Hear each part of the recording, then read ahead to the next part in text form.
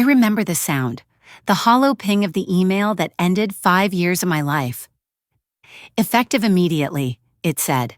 No warning, no gratitude. Just a lockout while the servers I built still hummed under my code. I sat there, disbelief mixing with something sharper, not anger, not fear, clarity. Because while they thought they'd erased me from the system, they forgot one small, crucial detail. The system still remembered me. Before I continue my story, where are you watching from? Hit that like and subscribe button. You'll want to see what happened when the system woke up. The email hit my inbox at 11:47 p.m. Subject line, immediate termination. No warning, no call, just that. My eyes blurred as I reread the words. Effective immediately, access revoked, non-compliance with leadership directives. I felt my stomach twist. I had spent 14 straight days keeping NorthLine's automation servers alive through a massive system migration. When I told the CTO, Mark Danner, that I needed one day, just one, to rest before the final transfer, he smiled that sharp, artificial smile. If you can't handle the pressure, maybe you're not the right fit for this level, he said. I thought it was a joke. Hours later, my keycard stopped working. HR's message came from Lila Kent, all corporate precision and cruelty. Due to ongoing performance concerns and lack of flexibility during critical operations, we are terminating your employment effective tonight. I stared at the screen, heart hammering, fingers numb. My workstation was still open, my name glowing on a dozen active servers that I had built from the ground up. I called, texted, nothing. No one answered. They had cut me off mid-transfer. I was locked out of the very system that ran because of me. The humiliation burned deep, not just the betrayal, but the silence from people I'd helped for years. For a moment, I almost pitied them, because when they severed my access, they didn't just fire me, they unknowingly pulled the one thread holding everything together. While Mark celebrated cutting me loose, the truth was already humming quietly beneath the servers he thought he controlled. 2 years earlier, after he'd rushed a prototype live with falsified safety data to impress investors, I had realized I needed protection, not for me, but for the system itself. I built an integrity protocol deep in the core code, disguised as a maintenance subroutine. It verified every command against a private validation key only I possessed. Without that key, the network could operate but not evolve. No updates, no new commands, no data transmission beyond what was already approved. It was invisible to everyone but me and the architecture itself. A digital conscience built into steel and code. I never mentioned it in meetings.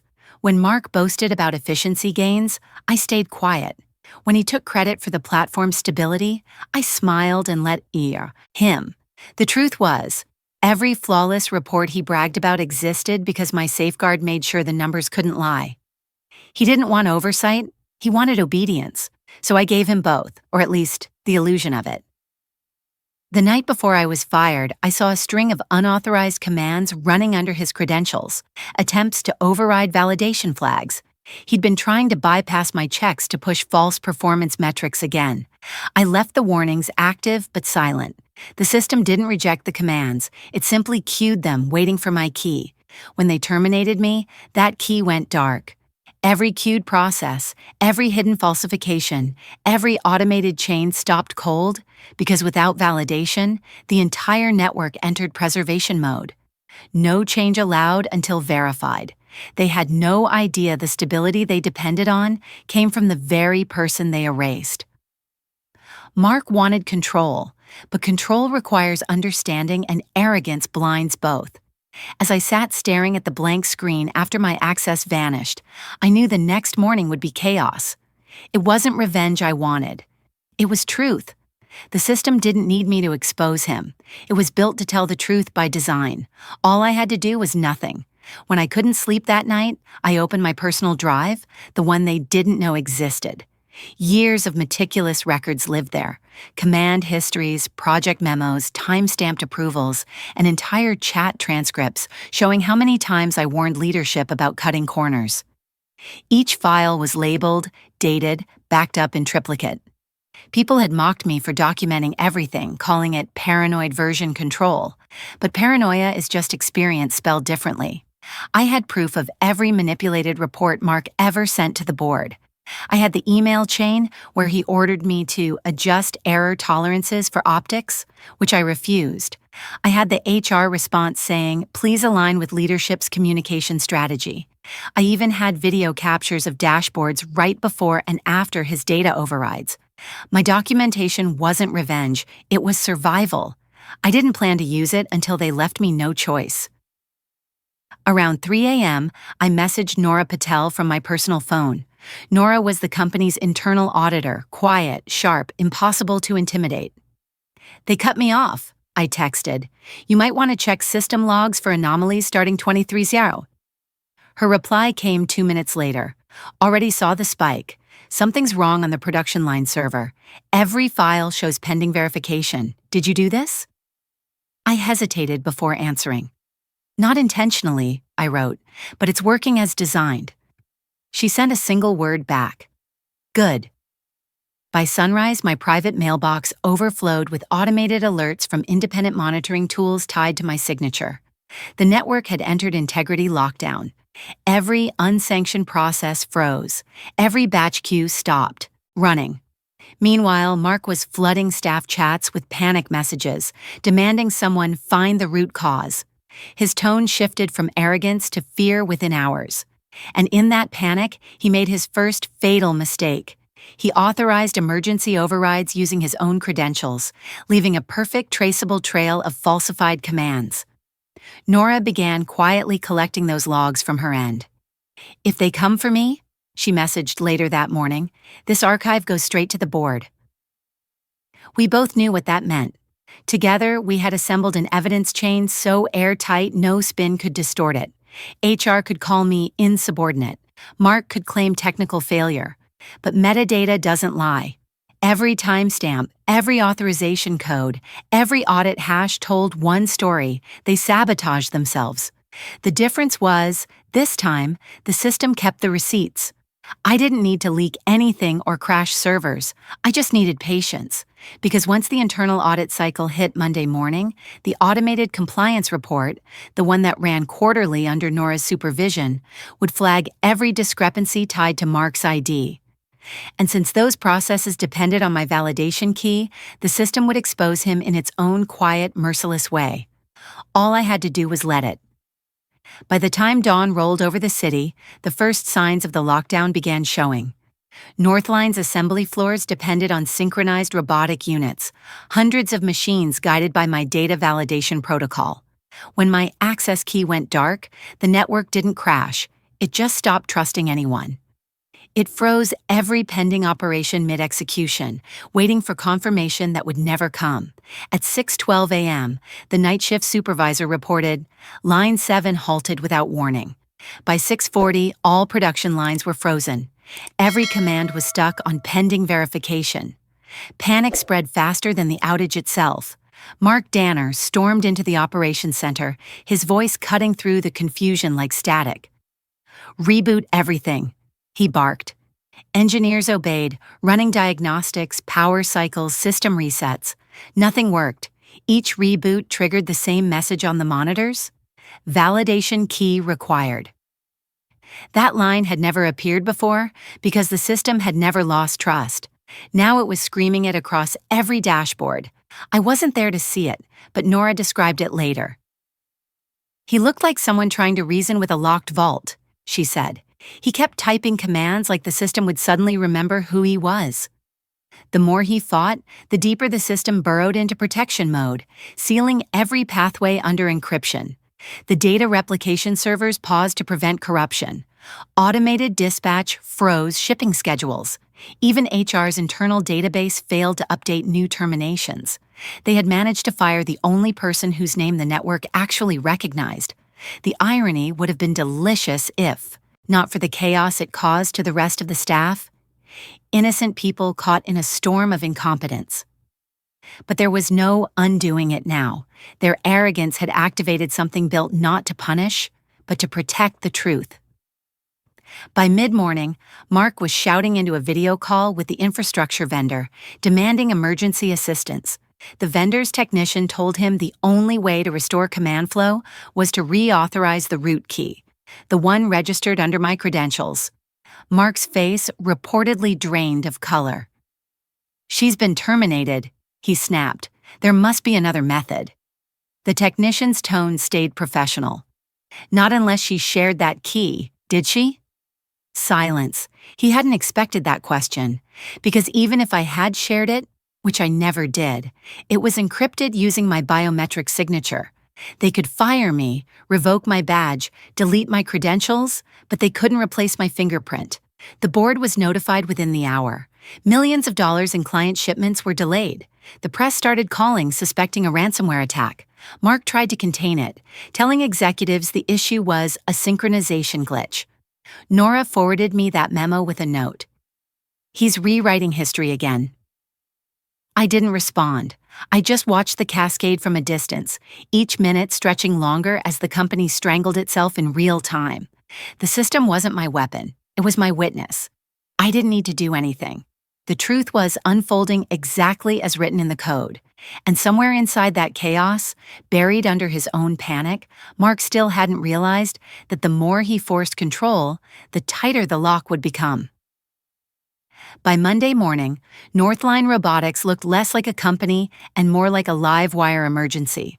Every production line, every test bay, every distribution route had frozen in unison.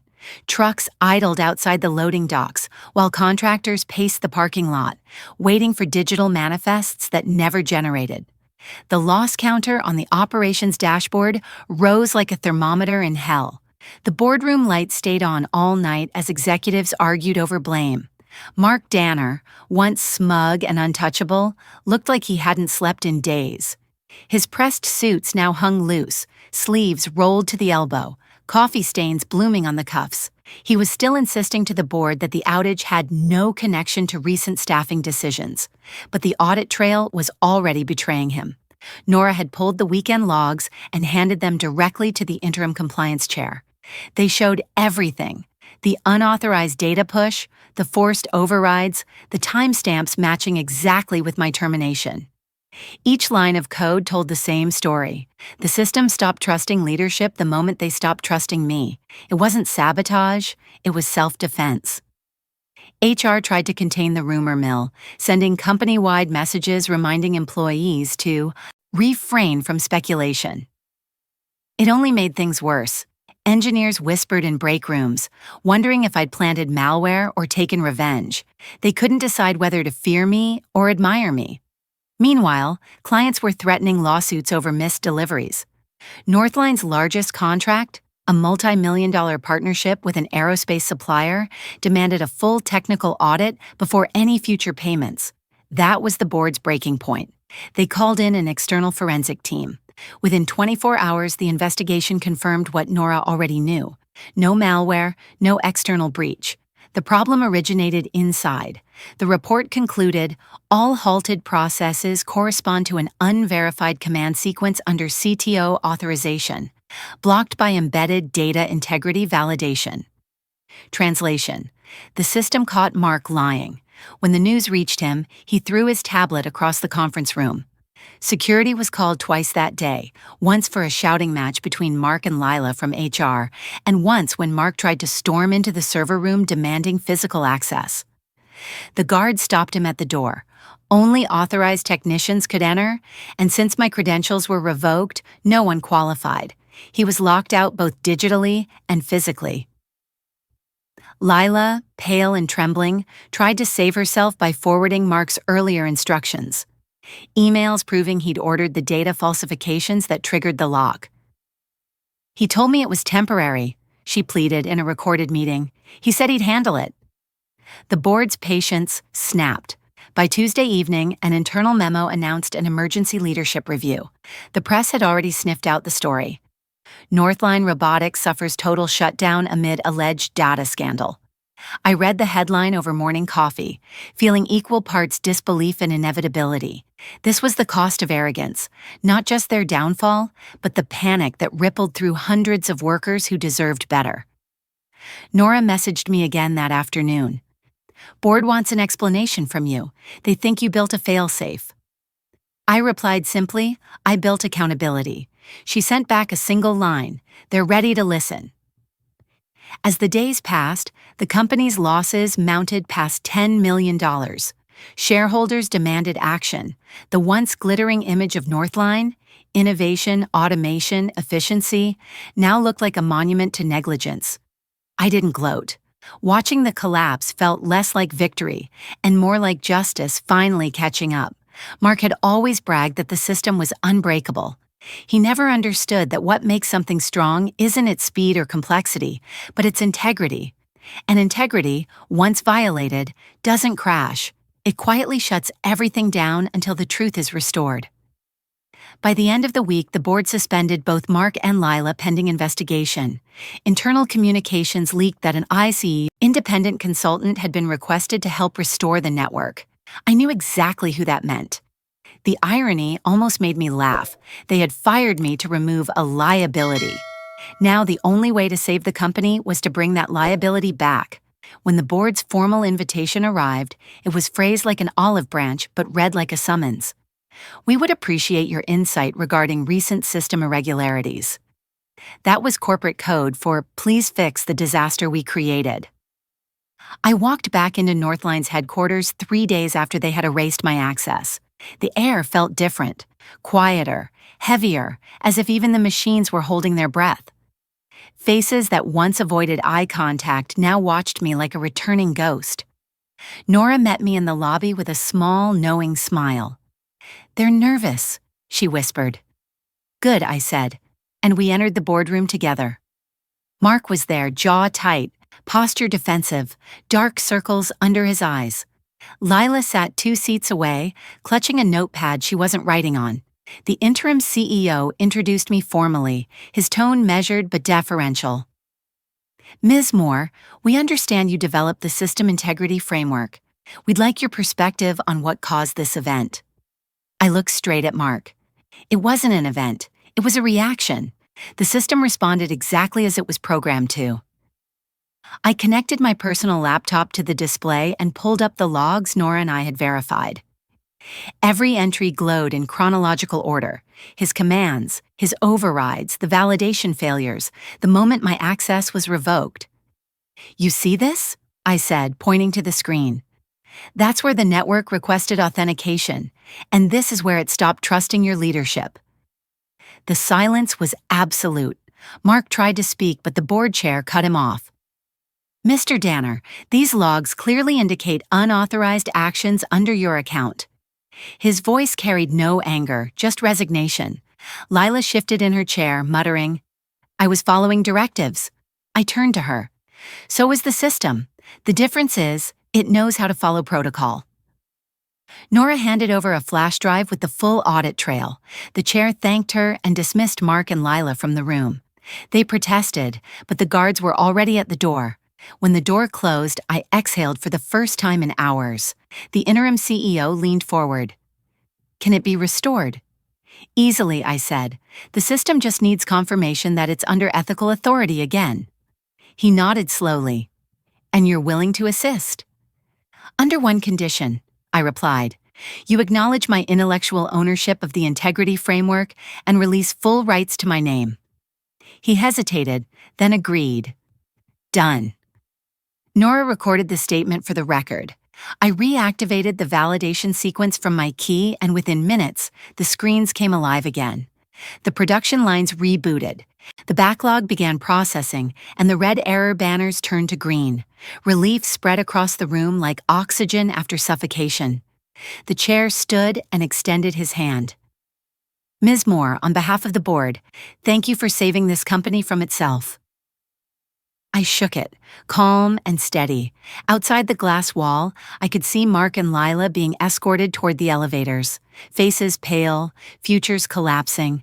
I didn't feel triumphant, just finished. The truth had finally run its course, and it had done so without a single act of revenge from me. I built the system to tell the truth, and it had simply done its job. The settlement papers arrived a week later, delivered by courier in a polished envelope heavy enough to feel like closure. NorthLine acknowledged my authorship of the integrity system, granted full intellectual credit, and paid out a six-figure compensation package framed as a consulting retainer. They didn't use the word apology, but they didn't have to. Their signatures said everything. I didn't celebrate. I walked to the riverfront that evening, laptop under my arm, and watched the cranes moving cargo across the skyline. Machines obeying code that wouldn't lie, code that trusted only logic and proof. That was all I'd ever wanted. Work that respected truth. A few weeks later, Nora and I met for coffee. She'd been promoted to Chief Compliance Officer. "They're rewriting policies," she said. "Real ones this time. Mandatory rest cycles, ethics reviews, data transparency. You started something." I smiled, stirring my drink. They just needed a reminder that systems reflect their creators. If leadership is rotten, the code will mirror it. She nodded, eyes bright with something like relief. "What will you do now?" I already knew the answer. I'd incorporated my own firm, Glassline Ethics, a consultancy helping engineers and data teams protect their creations from exploitation. The name came from what I believed in, clarity strong enough to withstand pressure. My first clients weren't companies like NorthLine. They were small startups trying to do things right from the start. Word spread fast. People wanted to learn from the woman whose system told the truth when no one else would. The money was good, but the peace was better. For the first time in years, I wasn't defending my work. I was defining it. Sometimes I still think about that night when the email came through and the whole company thought they'd silenced me. They didn't realize I'd already written my voice into the code itself. Months later, when NorthLine's recovery made headlines, reporters called it the most expensive oversight in automation history. They never mentioned my name, but they didn't need to. Every engineer who read the story knew what had really happened. My inbox filled with messages from strangers, people who'd been pushed past their limits, who'd watched their work stolen or rewritten by someone louder, someone higher up. They wanted to know how I did it, how I kept my calm, how I made the truth do the heavy lifting. I told them all the same thing. I didn't fight the system. I built one that couldn't lie. Revenge isn't rage or chaos, it's precision. It's knowing your value so deeply that you don't have to shout it. The satisfaction doesn't come from watching someone fall. It comes from knowing they tripped over the line they drew themselves. My code still runs at NorthLine, invisible but permanent, a silent witness to every action taken under new leadership. Sometimes I open the monitoring dashboard, not to check for errors, but to remind myself what quiet victory looks like. Rows of green lights blinking in sequence, each one confirming that the system still holds integrity, that it's still honest. That's all I ever wanted, for something I built to tell the truth, even when I couldn't. If there's a lesson in all this, it's simple. You don't need to burn everything down to make a point. Just design things so that lies can't survive in them. Truth, once embedded deep enough, becomes its own kind of revenge, silent, clean, and unstoppable. What that experience took from me wasn't just a job. It was time I'll never get back. Years blurred into late nights and glowing monitors, my life reduced to deadlines and caffeine. I told myself the long hours were proof of loyalty, that exhaustion was temporary. It wasn't. When the email came, the one that ended everything, I realized how much of myself I'd quietly traded away to keep other people's promises. Losing that job didn't break me. It stripped away the illusion that hard work alone protects you. It doesn't. Systems built on arrogance will always eat their own people first. I learned that silence in toxic environments is mistaken for consent, and compliance is never rewarded, only exploited. The cost was steep, but it bought me clarity. Boundaries aren't selfish. Documentation isn't paranoia. Rest isn't weakness. Those are survival skills in places that mistake burnout for commitment. If I could talk to the version of me who first walked into that building, I'd tell her to keep her receipts, guard her energy, and never confuse fear with professionalism. You can care about your work and still protect yourself from the people who don't. How to get started today. Write down everything that matters. Dates, messages, decisions, approvals. Truth fades fast without records. Schedule real rest and treat it like a meeting you can't skip. When someone questions your boundaries, notice who benefits if you give them up. Ask yourself once a week, is this worth what it's taking from me? Remember, integrity means nothing if it costs your health to prove it. Have you ever realized too late that loyalty was draining you dry? Share what woke you up. I read every story that comes through.